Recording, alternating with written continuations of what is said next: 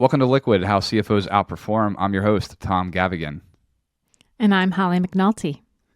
Today, Holly and I are joined by a special guest, Bryan Jones, CFO of Intradiem. Welcome, Bryan. Thank you so much for being on here.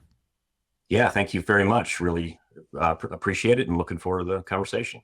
So, Bryan, I think you've had an interesting career journey from working with one of the largest companies in the world, now working in a technology AI-based tech company, and I think there was a stop there in between in the fire hydrant industry. So, care to share with the audience what that journey looked like for you?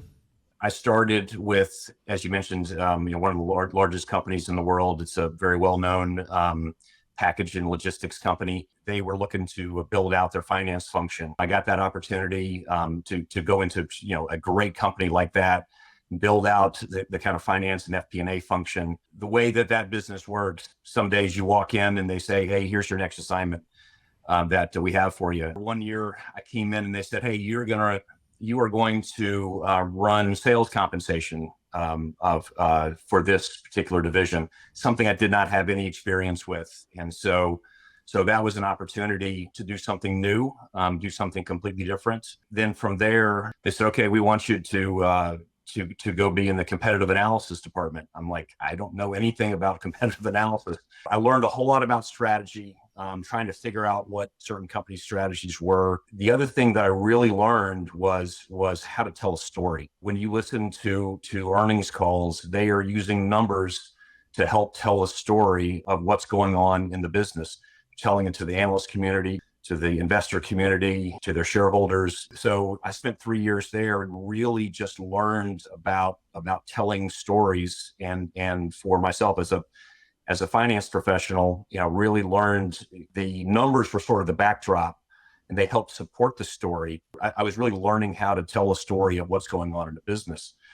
So that actually opened up an opportunity you mentioned earlier, a fire hydrant company. So it was something completely different. And so I came across an opportunity there that the business was sort of spinning out of another publicly held company, and they were combining three businesses together and developing a new corporate holding company. So I was probably the, fifth or sixth person hired, and they were looking to build out the FP&A function. And it was really that time where I was like, I really enjoy building this out from scratch and just blank sheet of paper. I'm not coming in taking over somebody else's job. So got to go in, build out the FP&A function, all the while working hand in hand with the executive team. So I actually did sort of two different roles. I was the head of FP&A, and I also did investor relations directly. So I would go to investor conferences. I would talk to Wall Street analysts. I would talk to hedge funds. I would talk to investors. And so I just got really, really proficient at sort of telling the story. That helped me build great relationships with the analyst community, the investor community. And so just sort of really honed that skill. I went through a job transition, and I ended up leaving that company and was trying to find the right opportunity. I was kind of getting a little bit older in my career, and I was trying to figure out what was important to me. And one of the things that had become really important to me was company culture. And one of the things that I was hoping to find, but didn't really think I could find, was a company that was really serious about service. So when I came across Intradiem and went to the website and saw our founder and CEO on the website talking about Intradiem's servant-hearted culture, I was like, okay, this is a little bit different. And the opportunity again was to come in and start up the FP&A function. And so I was like, okay, this is right in my wheelhouse. The company fit exactly what I was looking for. And literally day 2, the CFO says, "All right, Bryan, go build the budget. You got 6 weeks." And so I hardly even knew where the restroom was, but I knew how to build a budget. About 5 years ago, the previous CFO decided to step aside. It's been a lot of different roles, but all leading to one ultimate role, which is the role I'm blessed to be in right now. As a former practitioner working as an analyst and now on the technology side, I find this really interesting. What would you share with those listening, specifically those maybe earlier in their career, about that evolution to the CFO seat? Yeah, great question. I would just say that there's not just one path. There are many, many paths. When I was asked to go lead sales comp, I was like, I don't have any idea how this is really going to help me, because I was on the FP&A side, but I learned a lot, and like I mentioned, I still use it to this day. I've brought the things that I learned doing sales comp to what it is we are doing now, in the company that I am now, and it's a completely different industry. When I went to competitive analysis, that didn't have anything to do with traditional finance. You're not going to find a competitive analysis class in any finance degree that you are going to take. And so I guess the advice that I would give people younger in their careers is just take the opportunity given to you, because you don't know what you're going to learn from it, and you might not see how it's going to drive your path.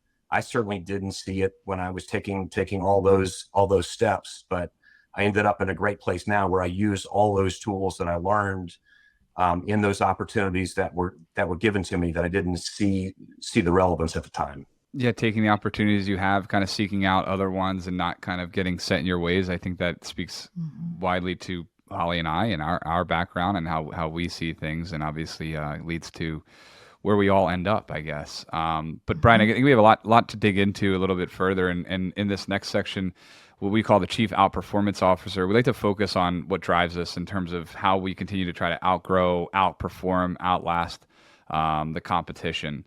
So, Bryan, what do you see as the future of the CFO role compared to what people traditionally think of that role today?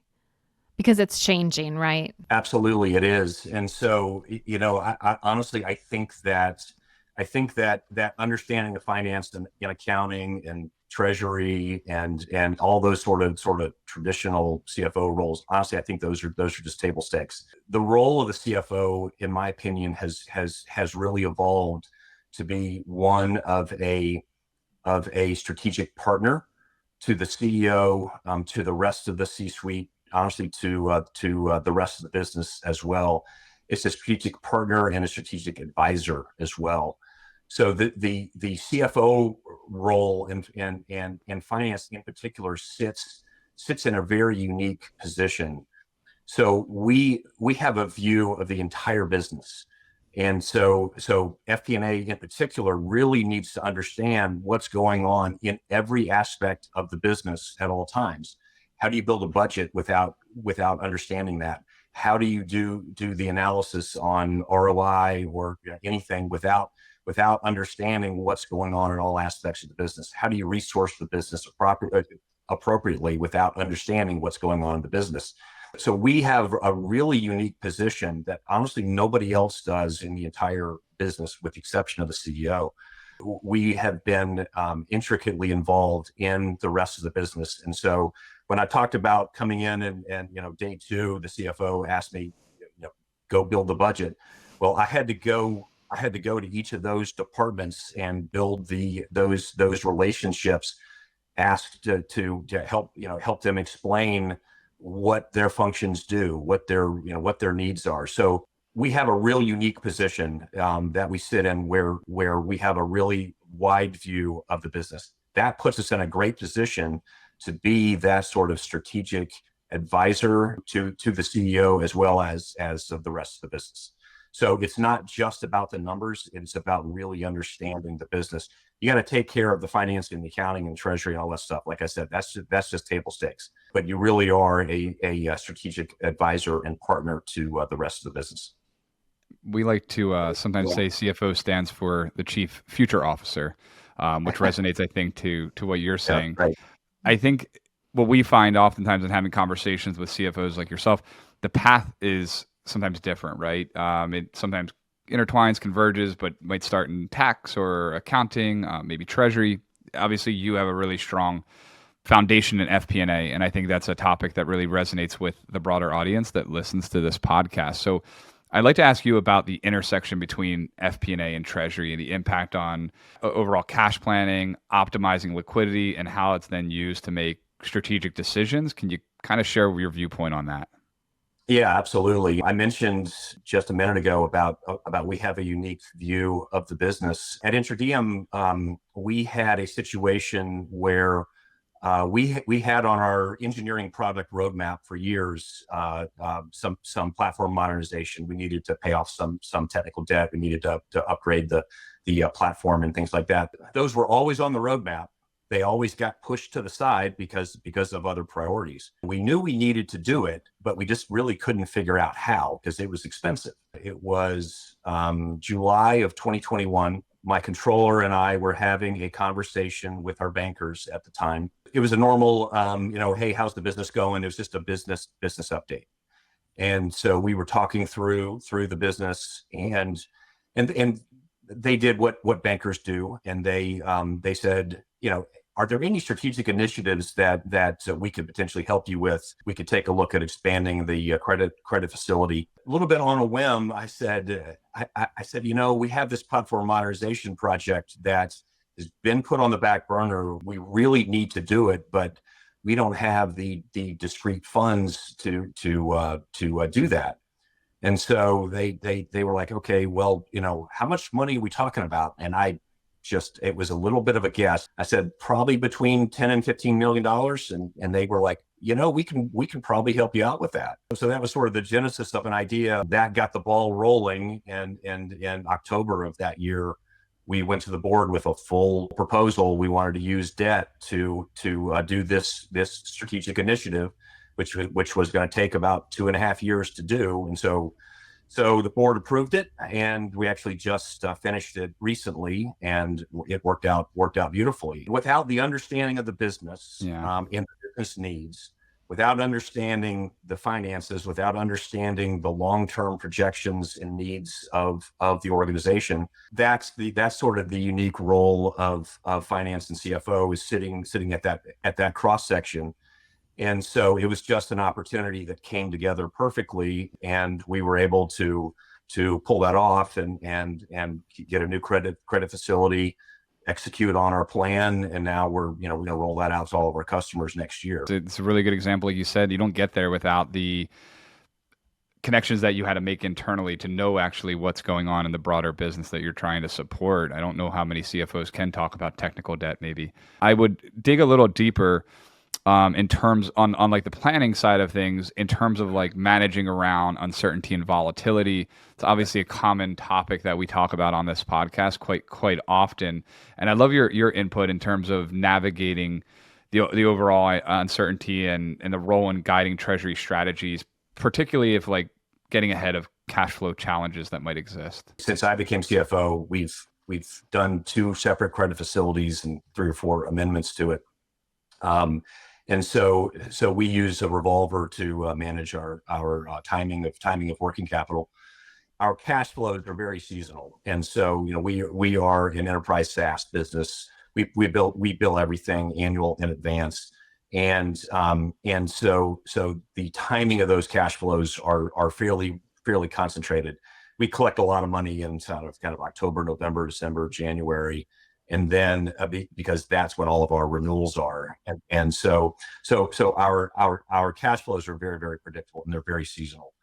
And so when we go through our budgeting process, the last probably 4 years, we have actually set minimum liquidity targets as really one of our kind of North Stars is to say, look, we do not want to have minimum liquidity less than X. And so that allows for uncertainty. It allows for any shock, churn. For example, our customers are fairly large customers. Our average contract value is about $1 million. We have some that are much larger than that. So a shock on a surprise churn like that could put us into some difficulty. So we budget to a minimum liquidity amount. That actually really helped us in COVID. So when the world kind of shut down in March of 2020, we had a budget that had a certain minimum liquidity amount, and so we redid our budget immediately, and we prepared for a pretty dire scenario. We actually ran scenarios about we're not going to sign any new business for the remainder of the year. How do we get by on our cash? My head of finance and we had worked at this manufacturing company, and we went through the housing downturn. So we knew a lot of the levers to pull. So we put together a big list over that weekend and got with our CEO. And one of the things that he said was, look, we are a people first organization. We are not going to have any layoffs. So we're like, okay, well, that takes something off of the table. But we had that minimum liquidity amounts already set, and so we adjusted any and all other expenses, and were able to recast our budget in March of that year to be fine. So we rebudgeted everything, shifted around expenses, kept the one rule of we're not going to lay anybody off, and but it was because we had that liquidity cushion in the budgeting process that allows us to do that. So, being that you're a CFO for an impressive and growing technology firm, I'm sure your product team is evolving more into AI. On that front, how do you see AI impacting the role of the CFO in the near term? Do you anticipate this technology playing a more significant role in financial forecasting, maybe spend management, or even just how you're interacting with other parts of the organization? Yeah, great question. So, we do believe that it ultimately will have an impact. We're not seeing it really yet, but as an AI-based company, we actually had a directive from both of our co-CEOs that each department was going to have an AI project and OKR during this year. We will do the same thing next year. We believe that AI will have an impact, and frankly, in order for us to meet some of our financial goals, we're going to have to use it. We're going to have to figure out a way in which we can leverage it. On the forecasting side, I think it'll get there. It depends on the business.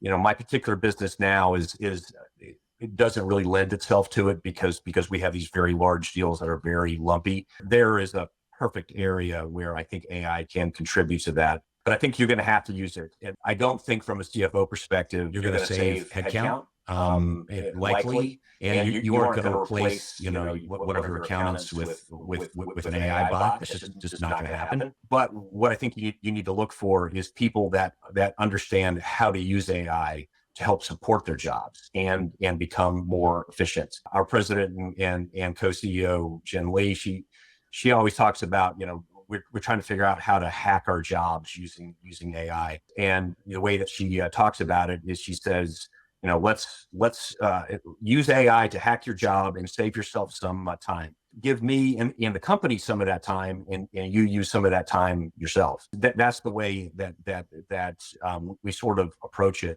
What we're actually seeing in reality is that the tools are interesting, but there's not a lot of there yet. There's not a lot of real savings that can happen. I use ChatGPT every day, and mainly around communications and analyzing presentations and things like that. So it does save me a little bit of time.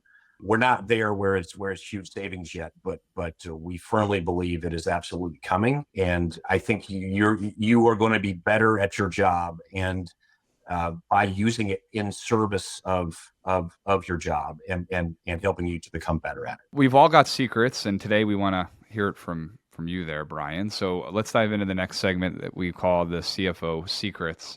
Bryan, I think you have a really unique experience that we haven't seen before, where while CFO, you also had the HR organization reporting to you.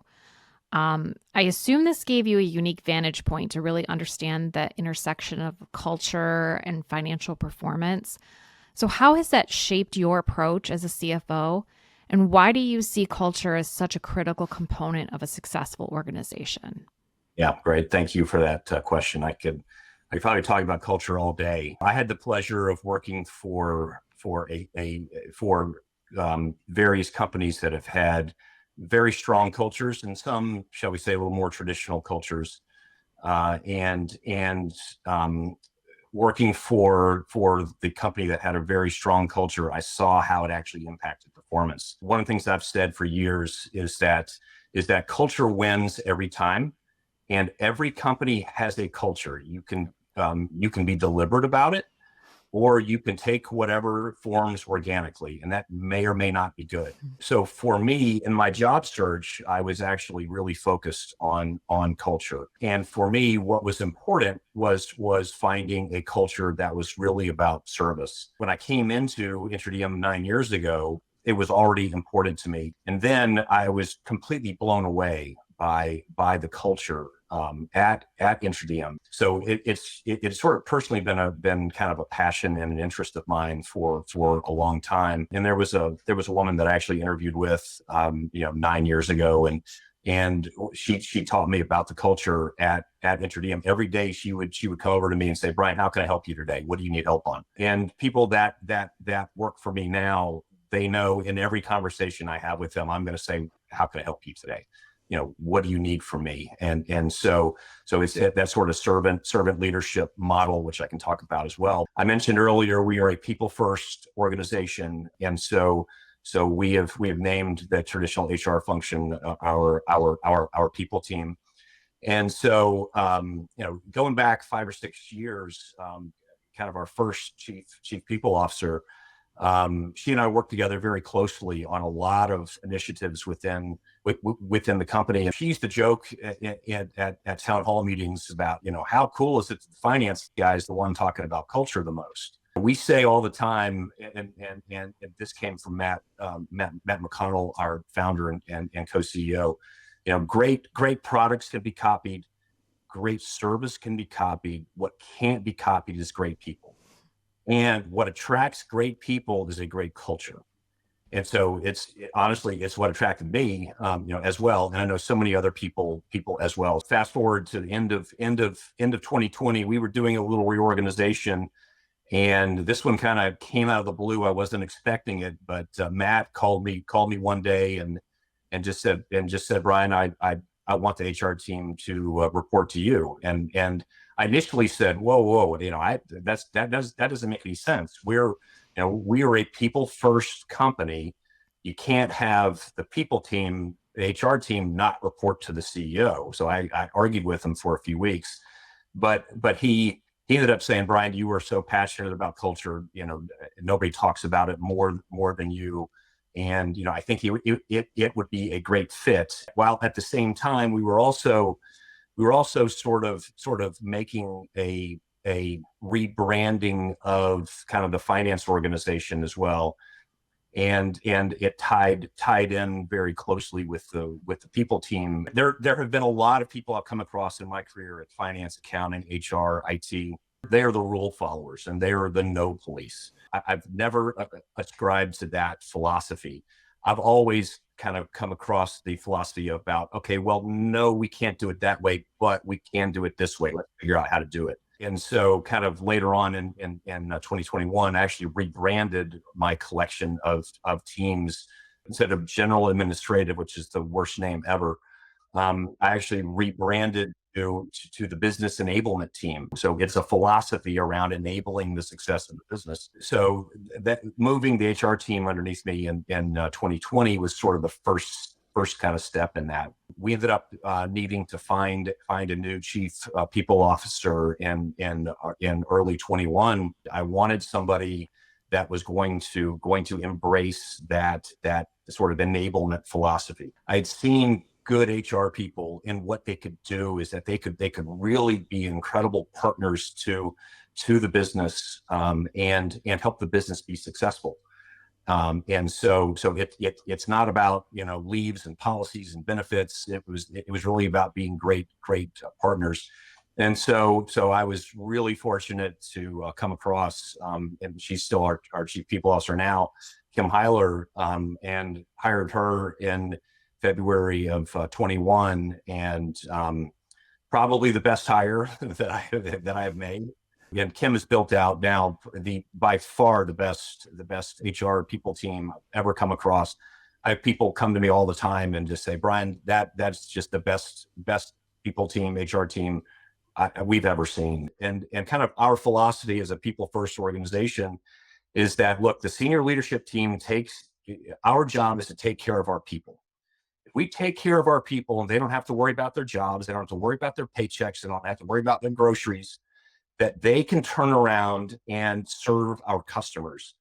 And so as a result, we have this year we're going to have gross retention numbers that are probably 98.6 to 8% retention, which is unheard of, in the enterprise SaaS industry.